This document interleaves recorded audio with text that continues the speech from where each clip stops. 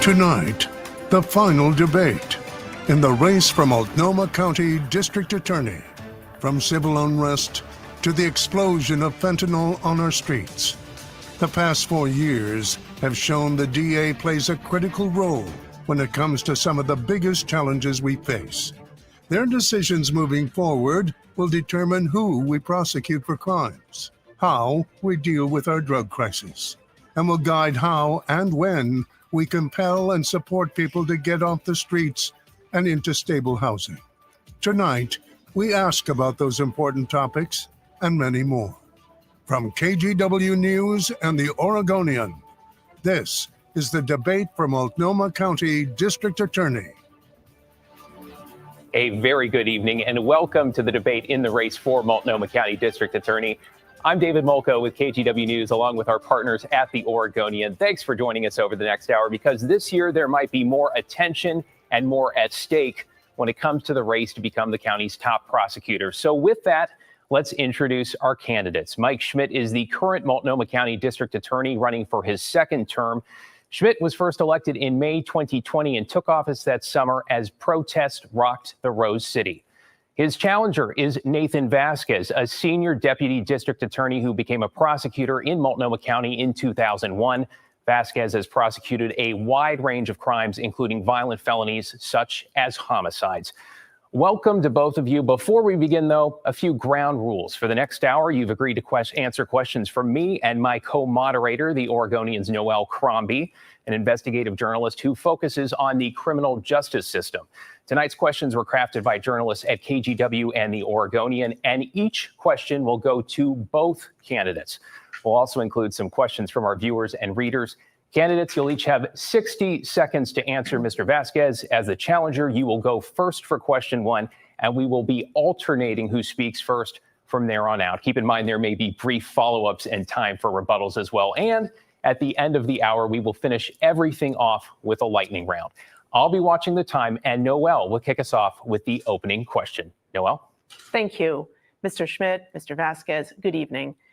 This week, we saw peaceful protests on the Portland State University campus devolve into what the Portland police chief called a criminal event, with some demonstrators breaking into, occupying, and damaging the library. This morning, police, at the request of the university, cleared the building and made multiple arrests, including students and outsiders. Broadly speaking, what will your approach be as DA when it comes to holding people accountable who damage property and trespass? Mr. Vasquez, go first. Thank you. First and foremost, what we need in this particular situation is a DA that you can trust and one with experience. What we've seen clearly is that back in 2020, Mike Schmidt's policy was an absolute failure. It's still, in fact, if you go on the official website for the Multnomah County DA's office, it's still there. If you Google protest policy, it will come up and tell you all of the things that he refused to prosecute and all of the things that he was going to give conditional dismissal to. These things are really all things that are covered and are happening right now at PSU. And sadly, it goes much further, as we've seen those 15 cars that were hit by arson as well. Now, with my experience, what you get is someone who prosecutes in an even-handed manner, who doesn't, as my opponent does, flip-flop in the last second and now has decided it's okay to prosecute. I'm someone that's prosecuted the Proud Boys, I've prosecuted Antifa, and I think tonight's question is to Mike, are you ready to admit that that was a failure in 2020 and come back to an even-handed approach towards prosecuting this political violence? Mr. Vasquez, that is time. Thank you. Mr. Schmidt? Yeah, well, thank you, first of all, for hosting this debate. I appreciate being here tonight with you. Look, what I've been doing all week has been working closely with the PSU president, with the chief of police, with other law enforcement officers, as we have come together, as you saw, in a unified front to be on the same page and announce what our strategies were.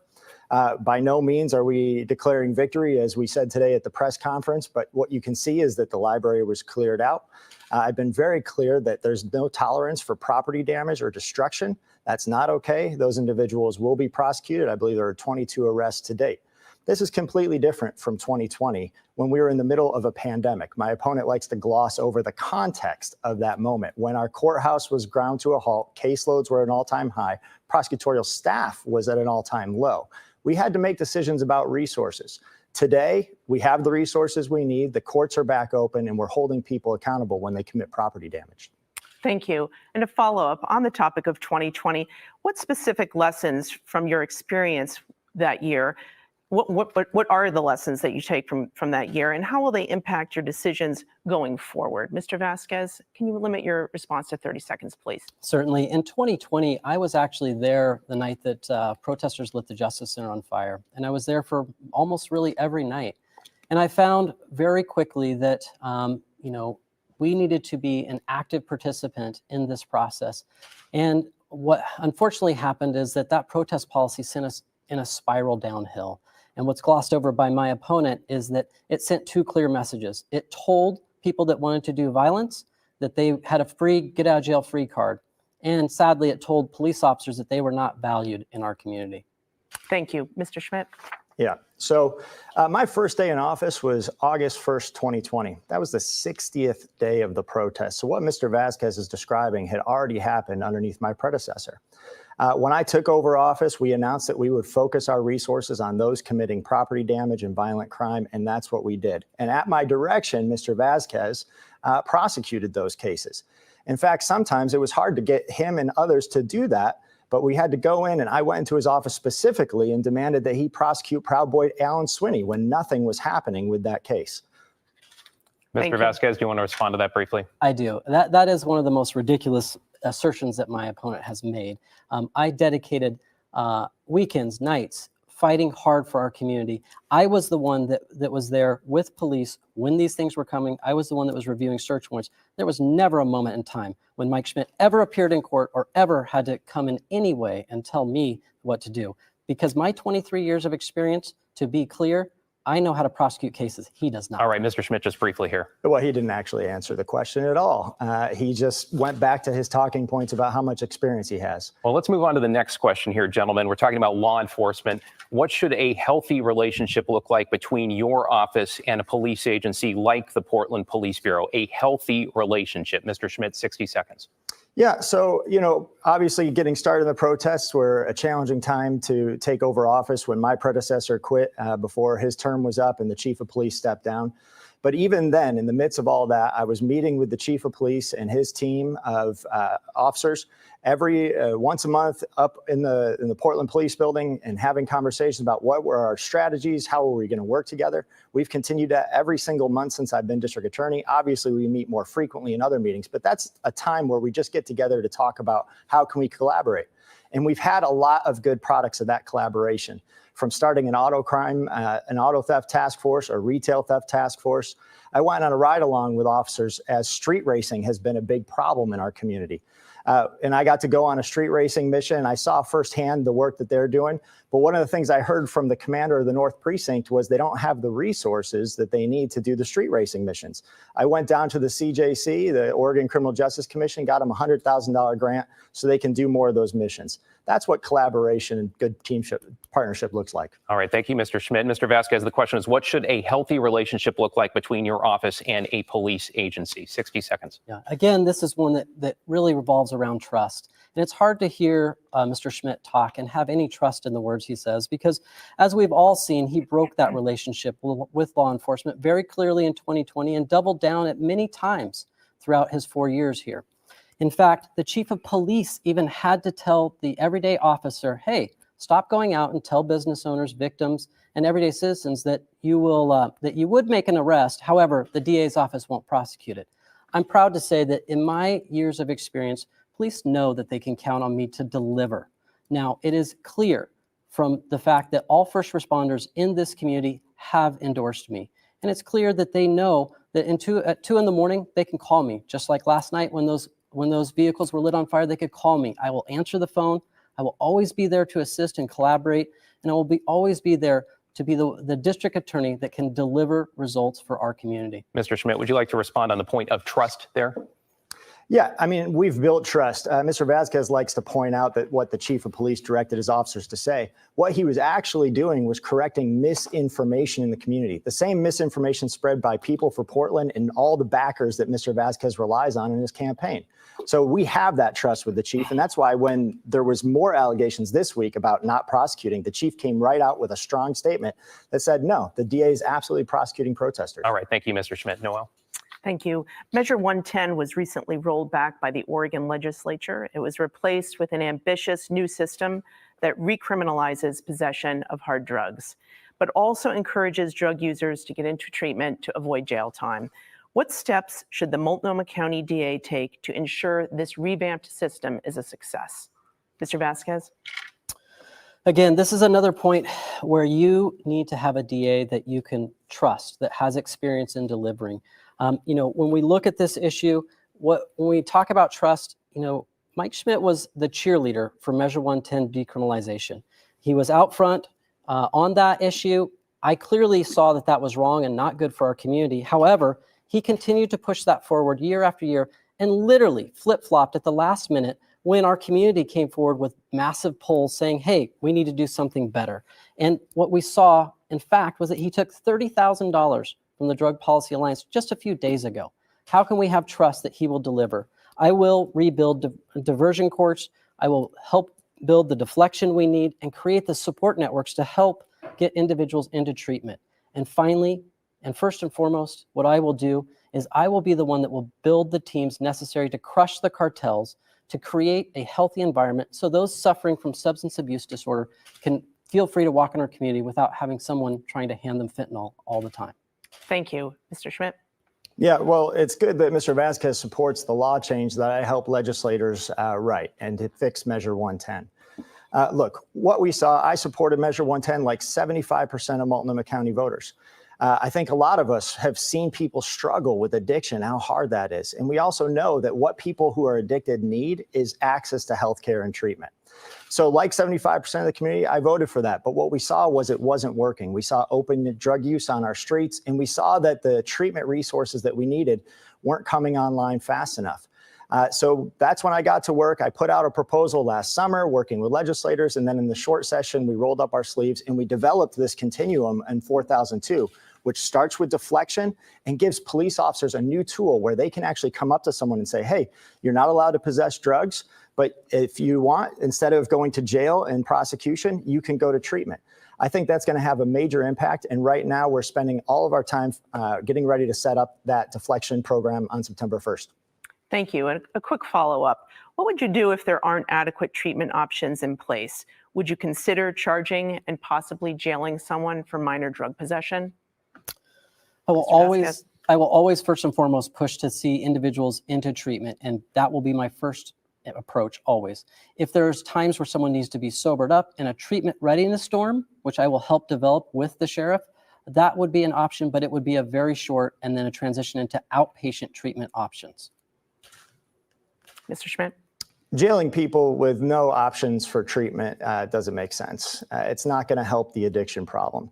We need to use that leverage to help people choose to go into treatment like we do in our specialty courts and different drug courts that we've started since I've been the district attorney. Thank you. All right, we're going to continue with treatment here. The next question, do you support mandatory drug treatment for people convicted of committing crimes? And if so, to what extent? Mr. Schmidt? Short answer is yes. And we do this already. When people are convicted of committing crimes, frequently, if drugs are a part of the issue that drove them to commit those crimes, you'll see part of their sentencing package will be negotiated treatment. It can be in a specialty court. It can be in our MCJRP program, our Multnomah County Justice Reinvestment Program, but frequently treatment is a part of that. The wraparound specialty courts do a fantastic job. They are evidence-based. They are research tested. We know that they work. Recidivism rates are lower for people that go through treatment courts than they go through the traditional system. So investing in those are crucial to our community's recovery. But mandating that people do treatment when their addiction has led to them committing crimes in our community is absolutely something I support. Thank you. Mr. Vasquez, same question about supporting mandatory drug treatment for convicted criminals. The short answer is yes. And I'm someone that actually delivers that. I want to tell you about a story in 2019. I prosecuted an individual by the name of Marcus Gunther for doing graffiti crimes. He came forward and told me that he also had a substance abuse issue. I did help ensure that he went to prison. However, I made sure that he got treatment while in prison and had a full probationary package on the back end so that he would have the support when he got out of prison. I'm proud to say that he reached out to me recently and told me how, while he hated me in 2019 for doing that I had saved his life. I had turned it around. He recently bought a home. He got married. And it really is the reason that drives me forward, knowing that I am out there doing the real work to help individuals. And I believe and know that as a district attorney, this is what I will carry forward and deliver to our community. All right. Thank you, Mr. Vasquez. You've both been on the streets of downtown Portland and seen the extent of the drug problem. If elected, what specific steps would you take as DA to make downtown safer immediately? Mr. Vasquez, could you start us off, please? Well, I'm glad to see that recently the elected DA came out and started actually going out with officers to look on the street and see what has been happening so brutally since the passage of Measure 110 that he championed. For me, it will be absolutely about a twofold approach. It will be bringing back accountability, because we need compassionate accountability in our community. We got away, sadly, from actually doing misdemeanors. That was the pledge of Mike Schmidt when he ran in 2020, was to stop doing as many misdemeanors as possible and to stop prosecuting minor felony crimes. And it's led to a situation where it feels like no rules Portland. I will rebuild community courts. I will create the accountability that this community wants in a compassionate manner. And above all, my approach is going to be to create 3 specific teams to crush the cartels that are delivering deadly poison on our streets every day right now, that the everyday person can go out and see happening and has been seeing happen for the last 4 years. Thank you. Mr. Schmidt? Yeah, well, Mr. Vasquez can't help himself but to lie about things. There's never been a policy to stop prosecuting misdemeanors or low-level felonies. That's just part of the misinformation that he and a bunch of his backers are pushing. And you can look at the numbers. Our felony and misdemeanor prosecution rates are as high as they've been in the last 7 and 8 years. So with that aside, you don't have to ask what I would do. You can ask what I have done. I was on the governor's task force that was tasked with revitalizing downtown Portland, focusing on bringing it back. I fought for resources to get an access attorney in Old Town. So we have what we brought back was the old neighborhood attorney program. We call it our access attorney program, but now I have one assigned to Old Town to work specifically with those communities and businesses. We've developed cases out of that.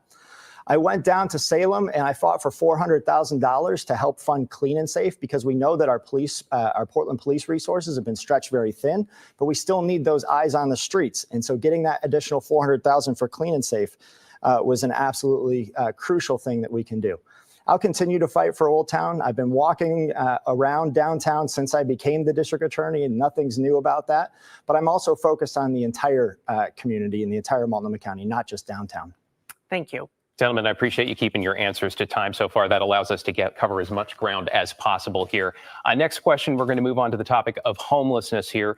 If Portland enacts a camping ban that is constitutional, would you prosecute people who violate that ban up to and including jail time? And would it be a priority for your office? Mr. Schmidt. Yeah, if we can get a constitutional camping ban, we would prosecute those cases. Jail would be a last resort. I think our goal would be to help connect people to treatment and resources. We know that the answer for people who are houseless is to get them into housing. Jail is a very expensive housing option, and it's not very good at long-term success. So my goal with prosecution would be to get them connected. I've partnered now locally. We have 8 different community-based organizations we're working on our MOU, our Memorandum of Understanding right now, to set up a program like what we've seen in other cities across the country. We went down to San Diego to visit what they've done. They've had it for 2 decades. And what they have is service providers who are working with people who want to do the work. They're engaging in treatment, mental health treatment, addiction treatment, whatever they need. And if they're putting in the work, then the treatment or the organization writes the district attorney a letter and says, we need you to help this person reduce the barriers that they're facing. Because frequently, things that keep people out of housing are old convictions on their records, or maybe even a low-level misdemeanor that they're facing currently. So if they're doing the hard work, we need to meet them where they're at and help them get into housing and reduce those barriers. Thank you, Mr. Vasquez. Same question, 60 seconds. And this is one where the devil's in the details. Again, what you hear from Mike Schmidt are ways to dismiss more cases. And really, when he talks about things like his issuance rates in the last question, what he left out was that the actual number of cases that we as a district attorney's office prosecute has wildly went down, cut by half in some cases. So what we're really looking at here is when we want to answer this question about would I prosecute individuals if this law was constitutional? The answer is yes. I'm the one that actually is out there involved, working with the community. I'm the one that actually wrote the MAPS program where it put DAs out there to work in the community. I'm the one that helps connect our community members specifically in ways in which we can look at how do we transition folks from being in custody to housing. In particular, I've worked with a service coordination team for years, and this is a great program that pairs up individuals struggling with homelessness, and it gets them into the resources and the treatment they need. It's been my practice for over 20 years to be involved in this, and I will always continue to be in that vein. I just want to clarify very briefly here. You would prosecute cases up to and including jail time? Yes. All right. Thank you, Mr. Vasquez. We're going to get to our first viewer question now. It comes from Lucia Longoria in the Montevilla neighborhood. Take a look. Hi, I'm Lucia, and I'm interested to know what you've done to reduce racial disparities in the criminal justice system and who you worked with collaboratively to get to these outcomes, keeping prevention in mind. Thank you. All right. Thanks to Lucia for that. Mr. Vasquez. Okay. For years, I have worked with the Community Peace Collaborative in the North Portland neighborhood. That was an amazing program, and it was one in which it brought together members from the community. It was run for years by just a fantastic individual, Antoinette Edwards, and it was one that I specifically took that to heart, and I went out to the Rockwood community, and I built my own program called the Renew program. It was one, again, that brought together the community, law enforcement, and the district attorney's office. And through that all, I put together the MAPS program. Of course, it is designed to look at how we engage the community with the criminal justice system. And first and foremost, and where I would end is to say that, I have built and put together the strategic prosecution unit. It uses data and it can carefully monitor how we proceed. Sadly, in the last 4 years, we have seen no real improvement in this area. But under my leadership with strategic prosecution, what we'll be able to do is carefully monitor real time how we're having an impact and disproportionately impacting minorities and make changes. And I always want to point out, one of the key areas is that victims currently are being disproportionately impacted, and we need to bring down that crime rate. All right. Thank you, Mr. Vasquez. By the MAP program, I just want to clarify our viewers, that's the Multnomah County Attorney Access Program, also known as Neighborhood Prosecutors, I believe, for prosecutors in neighborhoods across the city. Mr. Schmidt, same question. It's about reducing racial disparities. Yeah, well, it's nice to hear my opponent taking credit for the program I asked him and others to collaborate on building. But that's what a team is, right? Some of us have to put together the nuts and bolts, and so I'm glad and very proud of that MAPS program. But what you heard my opponent say is how he would prosecute more people to reduce racial disparities. That's a strategy I don't think has ever worked. He talks about strategic prosecution, his strategic prosecution approach, nothing about racial disparity. So again, he doesn't have any answers. He avoids the questions. For me, you don't have to ask what I would do. First thing I did was build a justice integrity unit. The justice integrity unit looks at people's records specifically. We went from processing 1,500 expungement applications a year to almost 11,000 a year for the last couple of years. That's helping people get their records clear. That means that they can go on and get jobs and housing and be productive members and get the things that they need to support their family. We also created the STEP Court. STEP Court targets two different crimes in Multnomah County, assault and robbery, where young Black men specifically have been over-incarcerated in this community for a long time. We've got a good group of people in there, over a dozen graduations at this point, and we're reducing criminal disparity in our criminal justice system. That's time. Mr. Vasquez, just very, very briefly here, I'm curious to know if you think you can address concerns like Lucia's while also upping prosecutions, or as some may put it, cracking down on crime. Can you do both? Just very briefly. But yes, to be clear, with strategic prosecution, you can actually use the data to monitor where we're having an impact and make adjustments as necessary. So it's actually a more forward-thinking approach, and it uses real-time data that doesn't wait for downstream. It actually, we can make corrections on the go, and that's why it's so important to implement now. All right, thank you for that. While Portland police statistics show homicides and overall shootings declined last year compared to the previous year, they're still well above their 2019 levels. What is your plan as DA to reduce gun violence, specifically in East County neighborhoods that often feel overlooked? Mr. Schmidt? Yes. So gun violence has been a tragedy in our community. It's way too high. It's positive that it's coming down, as is violent crime across the board, but there's a lot more work to do. Specifically in East County, I've been a champion of getting resources out to youth. We see a lot of the gun violence involving youth individuals. And so I've supported programs like the the NFL flag football program, giving kids pro-social activities to do out there, especially in our East County. But also what we've done internally in the office as prosecutors, we prosecute cases. That's what we do. I've reorganized our office to have the first ever homicide unit. So I have experienced prosecutors that are working specifically on those cases so they can give them their most attention and work with victims closely to make sure that they're up to date on what's going on in the investigations. But I know that we have to get in front of gun violence. That's reactive. And so I've partnered with OHSU, and we're studying gun violence for the first time in Multnomah County's history with doctors, epidemiologists, teachers, religious leaders, people from across the spectrum, so that they can help advise us on what policies we should adopt to reduce gun violence before it happens. Thank you. Mr. Vasquez?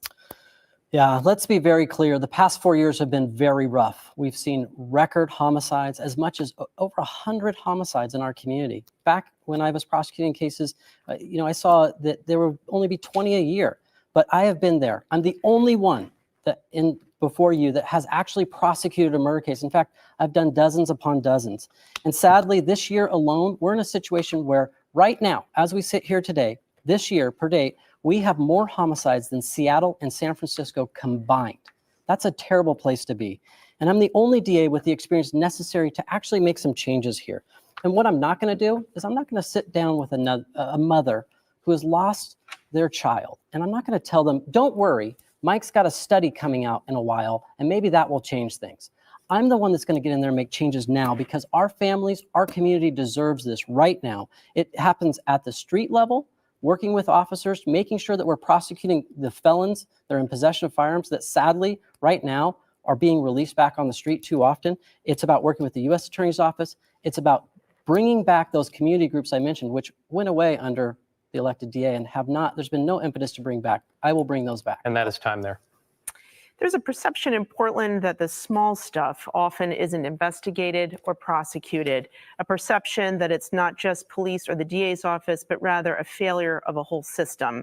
Examples include prolific graffiti, repeat vandalism like broken windows, and even something as small as expired tags or no license plates. As DA, what would your approach be to enforcing what some would call the small stuff? And how would you work with police and community groups to address them? Mr. Vasquez? This is where the small stuff matters. When I talked about that before, it's very easy to see if you go back and look at Mike Schmidt's major reform promises in 2020, it was to stop doing this very thing. And it's led us to a place where it feels like we're in no rules Portland. And it's sad that we have a situation where, I speak to business owners regularly and they have their windows. It's not like, hey, have you had your window smashed out? They say, my window's been smashed out 9 times. And they just aren't seeing anything from the system. In fact, we've gotten to a place where many folks feel like the things that I reported 5 years ago wouldn't even bother picking up the phone now. It's because it's become so everyday. Under my leadership, of course, I'm going to go out to every precinct, to every roll call, and I will talk to those officers and say, guess what? We have an opportunity. We can be partners again. The partnership that Mike Schmidt broke, we can rebuild. We can deliver the justice this community needs. Thank you. Mr. Schmidt?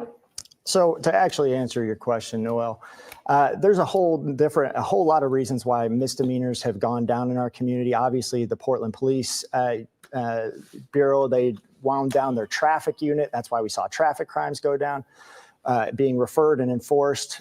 When you talk about tags in our community, I think I, like everyone else, was seeing cars driving around without a license plate. And you're like, what is happening right now? Well, no traffic unit will do that.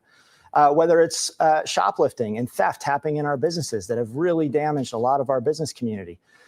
We saw major shifts in policy, especially at big box stores, to no longer detain people and just let them go out the store. Now, they're making those decisions for liability reasons, but that makes the job of the police to actually get somebody and arrest them for those crimes incredibly challenging. Misdemeanor PCS went away underneath Measure 110. So it wasn't even a crime anymore. So that's why the numbers are down. We've been working with Portland Police. We put together the Organized Retail Theft Task Force. My deputy DA, who's in charge of that, Teresa Turner, has now trained over 375 loss prevention officers around our community. The stores are connected to us, and if they can't get their cases through traditional routes with the Portland Police Bureau, they can call Teresa and we'll make it happen. And that is time. Thank you. All right, gentlemen, I want to talk about the fentanyl crisis right now. Both KGW and the Oregonian have reported on teenagers in our communities who have died from unintentional fentanyl overdoses. In most cases, the victims thought they were taking another drug that turned out to be a counterfeit pill laced with fentanyl. That leads us to this viewer question from Mike Downing in Northeast Portland. When an adult is convicted of the crime of selling fentanyl to a minor that resulted in their death, what do you think the appropriate penalty should be? All right, our thanks to Mike there. I want to add to his question, what role should the Multnomah County DA play in preventing similar tragic deaths in the future? Mr. Schmidt. Yeah, well, prevention is key. As we know, fentanyl has been absolutely devastating in our community. We've had way too many overdoses, and tragically, young people getting it and getting into the fentanyl has been awful. We know we don't have enough treatment. Traditionally, Oregon's ranked something like 49th in the country. Those resources that have come online from Measure 110 are a game changer for us. They need to continue getting investment. When we went down and got 4002 to fix Measure 110, we got an additional $25 million investment in Multnomah County for a drop-off site. That's going to help people hopefully avoid those overdoses. We're getting more Narcan and naloxone out to everybody. I carry some in my bag to make sure that people don't die. So we need to do the prevention side. On the prosecution side, we prosecute those cases. The appropriate penalty depends on a lot of different circumstances that come up. When somebody dies, we have charged somebody with manslaughter for delivering drugs that ended up in somebody's death. So that can happen. But also we look at who the dealers are, what the circumstances are, what people knew at the time. All of that goes into what the relevant penalties should be. And we also work with the U.S. Attorney's Office on those cases. That is time. I believe the first case that was charged in Multnomah County, separate from federal, obviously, was this year in February 2024. I think that's what you're alluding to there. Mr. Vasquez here, it's a two-parter: appropriate penalties and what is the role of the DA in preventing similar tragic deaths?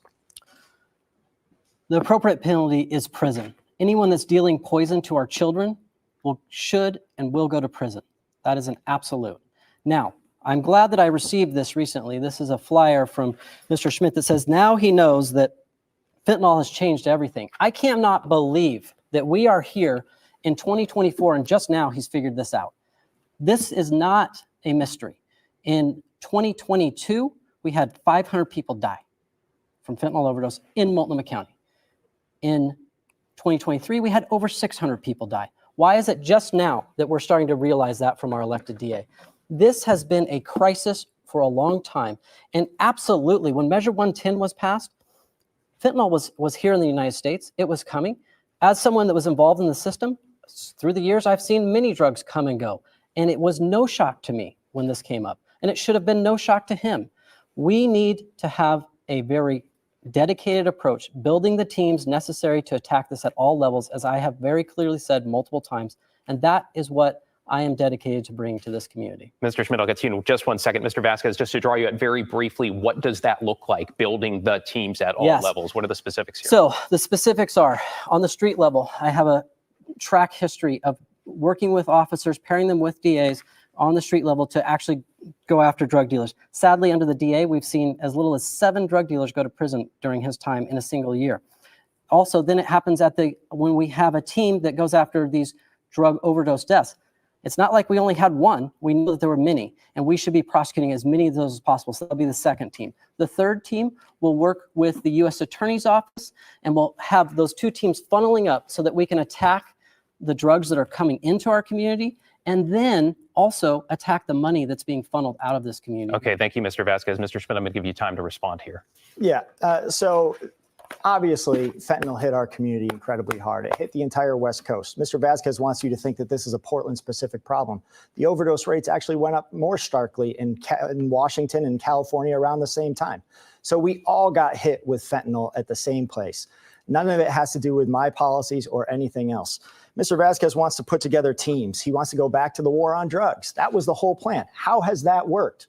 It's never worked. And I don't know where he'd get the resources to do the things that he's talking about. He doesn't have the support of the county commissioners and hasn't shown that he's had ability to build relationships with elected officials who he's going to need to get the resources he's talking about.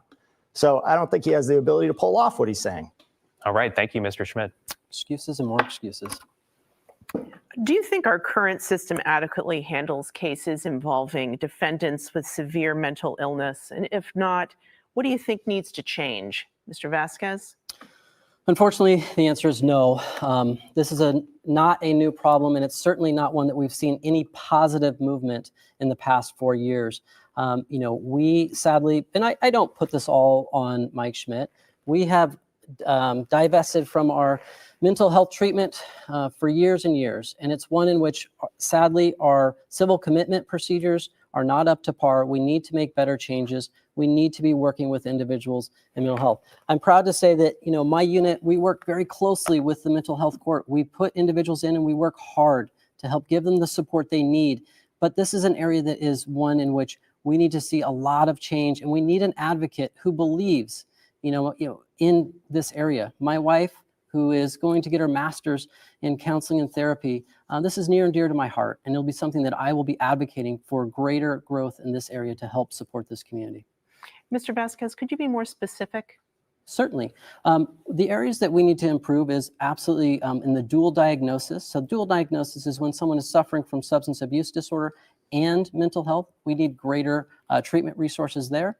We need some changes to our civil commitment laws, because right now, unfortunately, families that are dealing with an individual that is in crisis, they have no ability to get that person held to get into a healthy place. So those are some very specific areas where we need changes. Thank you. Mr. Schmidt? I don't know that that's very specific to say we need dual diagnosis. I don't even know what that means.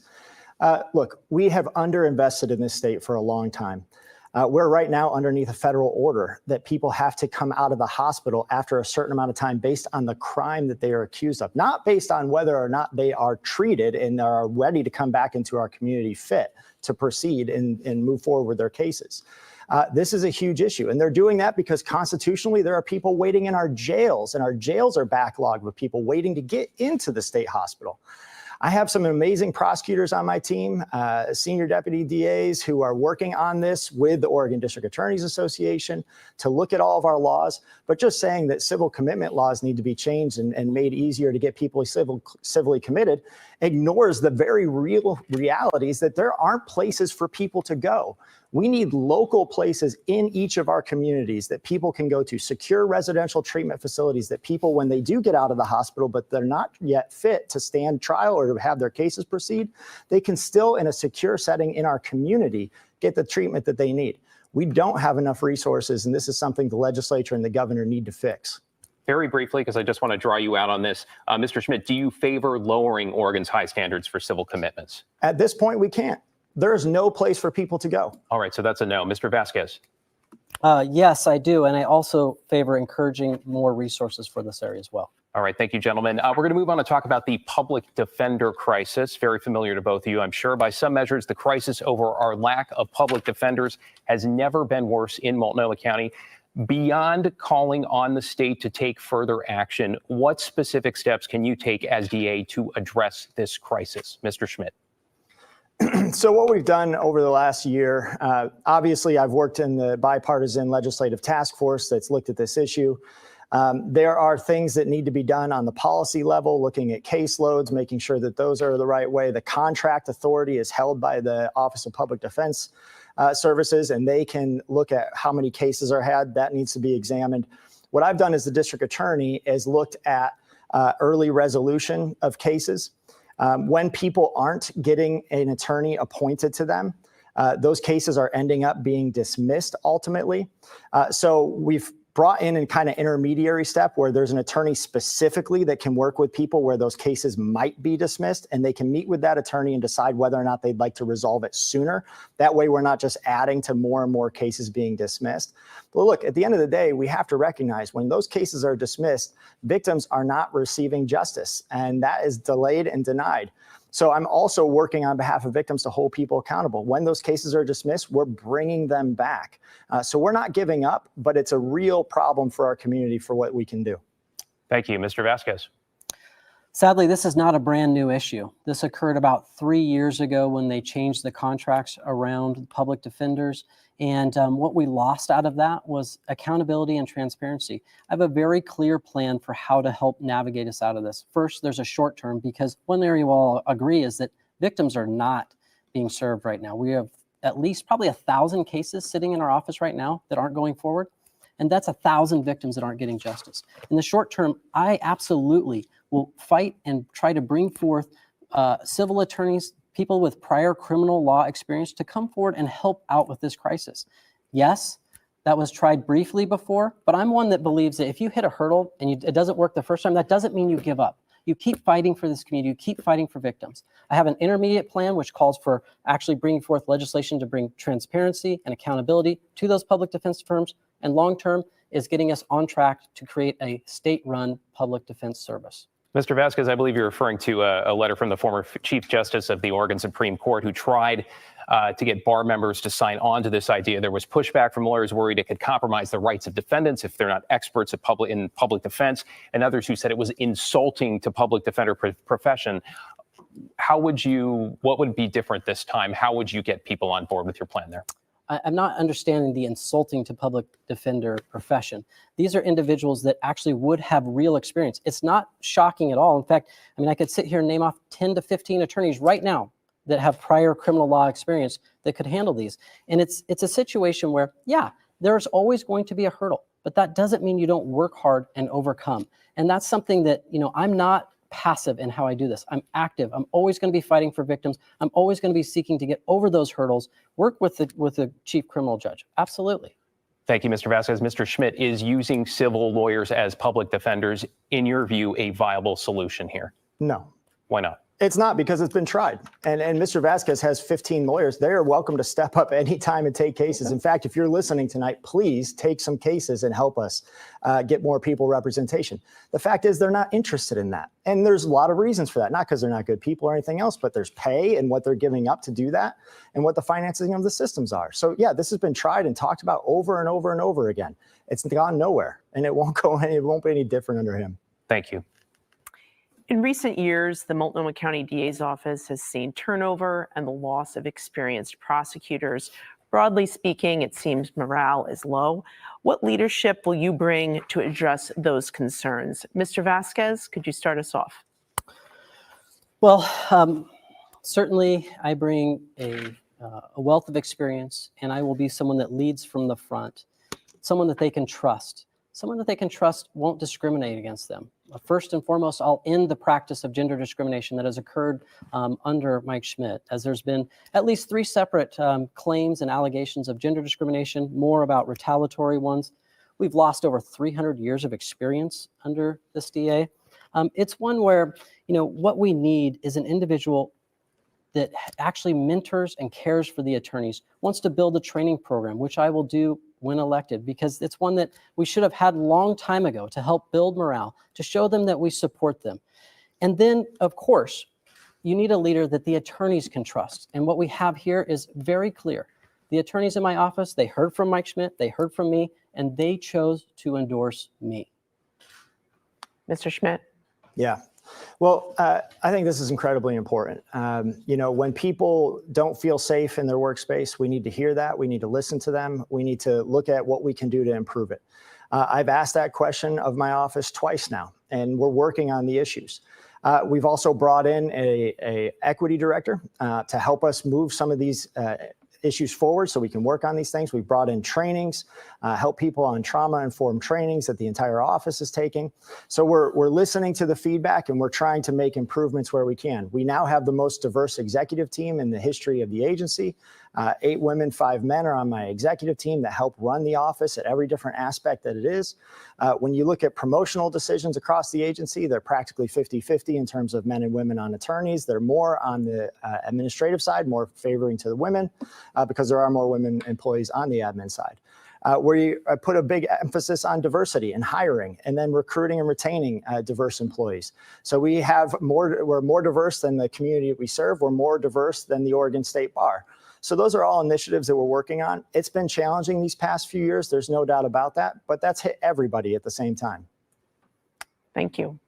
All right, gentlemen, recently at KGW, we launched an initiative called the KGW Solutions Project. So in that vein, I want to ask you this. We've touched on it briefly. What is one program you have championed in recent years that you think has made a positive impact in Multnomah County, and why? Mr. Schmidt. Yeah, I think probably the one, there's been several, many actually, but the one that jumps out to me is our Justice Integrity Unit.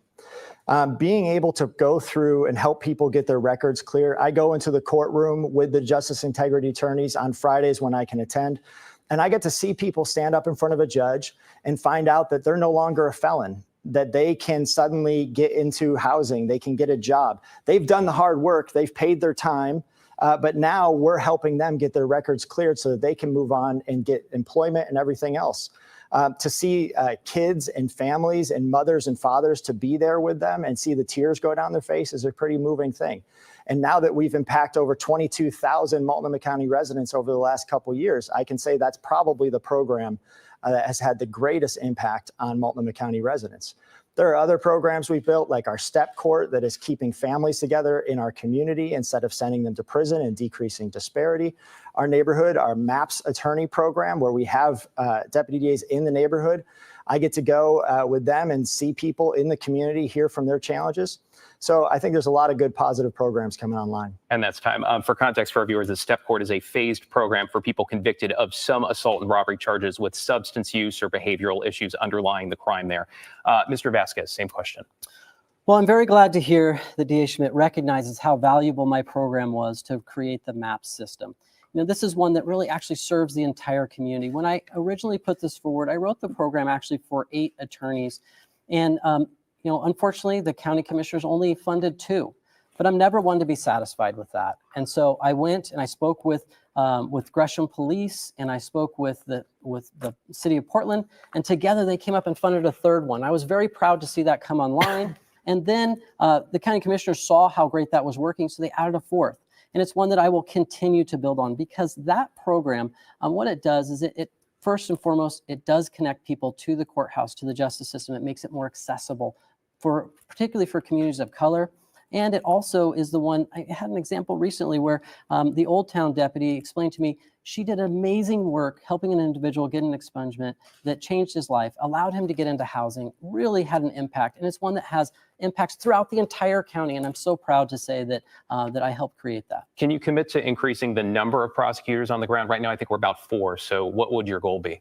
The goal is 8 for sure. And that's where I'm going to continue to push. And it's one that as we build on the success of it, we will continue to increase it. And I will continue to push the county commissioners to fund more. Mr. Schmidt, just briefly here. Yeah, I mean, the idea that Nathan Vasquez got this program started is ridiculous. The neighborhood district attorney program went away with budget cuts. When I got into office, there was no such program. I went to our attorneys and said, hey, this is what we need to do. Can you write up a proposal? He came up with the acronym, so he gets credit for that. But the nuts and bolts have been done by, it's a team effort. All right, if you could just finish your sentence, I want to move on to some other questions here. Yeah. Thank you. Let's talk about the role of the district attorney. What do you see as the role of the DA? Is it to advocate for statewide changes to the criminal justice system, or is it the bread and butter work of prosecuting people for crimes committed in the community? Mr. Vasquez. You know, the way that I like to describe this particular one is that, you know, the district attorney is the hub at the wheel of justice. You know, and from that, there are many different spokes. There are victims, there's law enforcement, there are community members, there's Department of Community Justice, there's a court system. The role of the DA, in my mind, is always to be at that center point being active, pushing forward, making sure that we are all moving in the right direction. You know, it's sadly one where we've seen broken relationships that have characterized the last 4 years. We've seen victims not valued. We've seen issues where, there are victim groups that have been really hurt by the actions of the DA. I mean, there was a situation where we saw record homicides, and at the same time, Mike Schmidt supported 12 murderers being released by the governor under her commutations. And I think that really hurt us. And so I'm about bringing back that central hub, being active in bringing back compassionate accountability and really helping this community get back to a healthy place it needs to be.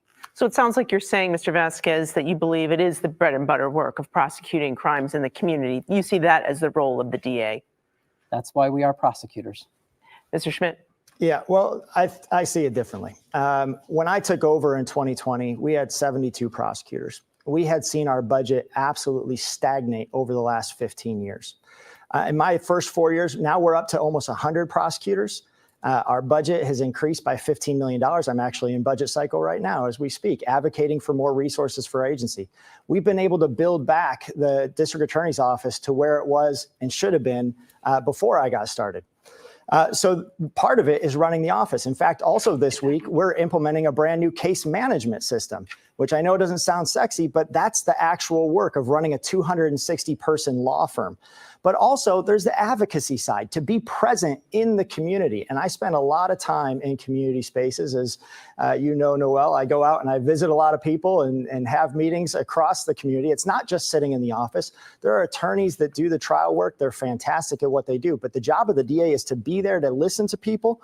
And then I work in the legislature. I'm very involved and very active in the legislature and bringing the ideas a lot of times that come from the deputy DAs to help make our criminal justice system better.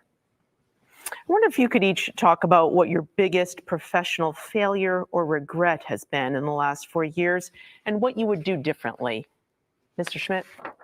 Yeah, I think one of the things for me that's been really challenging is when I got started, obviously it was a lot of different things going on, pandemic and everything else. But I didn't get to working on our victim advocate program as fast as I would have liked to. And it was brought to the forefront by a victim advocate who left our agency. And she wrote a letter and saying that she felt like the advocate program had not been taken care of. I took that to heart. I didn't agree with everything she said in the letter, but I really took her meaning. We got some outside consultants to come in and look at the program, give us recommendations. We've now since then been following the recommendations, making structural changes. We're adding resources. In fact, in my most recent budget, we're adding 2 more positions to that advocate program. So I'm actually very excited about what we've done with the advocate program now, but it took me longer than it should have to get to that program. And so I'm glad that we can make up for it now, but that's something that could have been handled better. Thank you. Mr. Vasquez? I look back and I really wish I could have done more to support the young attorneys in the office. It's one where we saw them just leaving at record rates. And yes, I mentored them. Yes, I tried to bring them on cases and help them. But they were so disenfranchised by what they were seeing from their elected leader that really, with the gender discrimination and that, it was something that, I felt like I took to heart. And it really struck me that we as an office were not healthy and we were not serving the community. And it's ultimately what pushed me to run was looking out my door and seeing what I was out there on the streets, how our community was suffering, how the attorneys in my office were faring. And it was such a terrible situation that I look back and I always ask myself, what more could I have done? Was there more? And it is what pushed me to run because we need a healthy leader. All right, candidates, thank you for your stamina here. It is time for the lightning round, a chance to catch your breath maybe, but get to some outstanding topics. In this section, unless otherwise specified, we ask you keep your responses to a single sentence at the very most. Appreciate your cooperation with that. Let's begin with some issues here. How many times should a suspect be permitted to fail to appear in court until they are arrested and held until they can go before a judge? My current understanding is that number is 3. Mr. Schmidt. I don't know that there's a magic number, but if people fail to appear over and over again, they should be held to see a judge. Mr. Vasquez. Under me, I'll end that revolving door. They get 1 failure to appear. Do you support the changes made to Oregon's cash bail system? Mr. Vasquez. No, it created a revolving door. I will change that. Mr. Schmidt. We needed to change our pretrial system because what we had was unconstitutional. Do you support mandatory minimum sentences for the most serious crimes, Mr. Schmidt? No, I don't support mandatory minimum. Mr. Vasquez? For crimes like rape and murder, absolutely yes. Do you think the threat of jail time is an effective tool to get people camping on the streets into shelters, Mr. Vasquez? That alone is not. We need more. Mr. Schmidt? No, it's not an effective tool. All right. What, in your view, is the key or keys to being an effective and respected leader, Mr. Schmidt? I think collaboration would be the number one thing. Mr. Vasquez? Trust. How would you describe your relationship with County Chair Jessica Vega Peterson, Mr. Vasquez? It's good. We've had good conversations. Mr. Schmidt?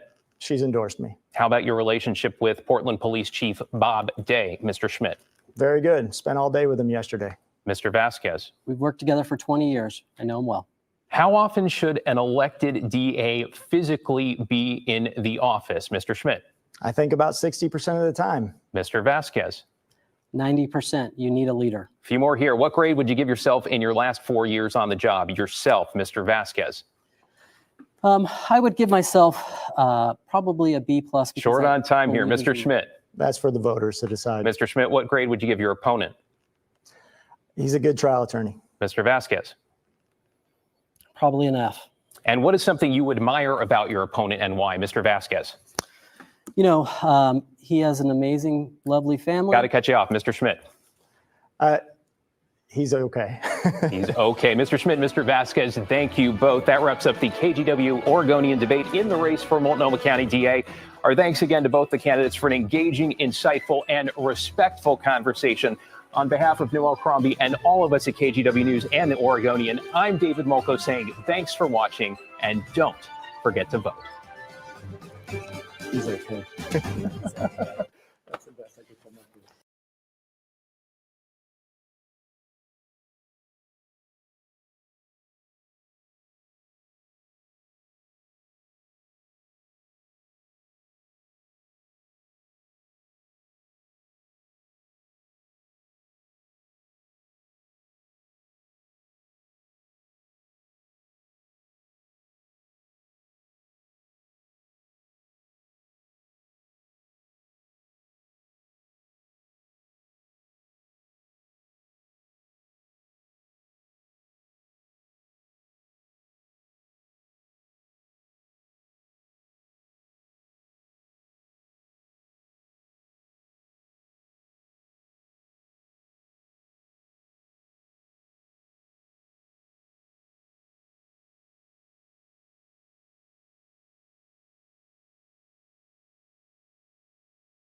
At Amica Insurance, we know it's more than just a car.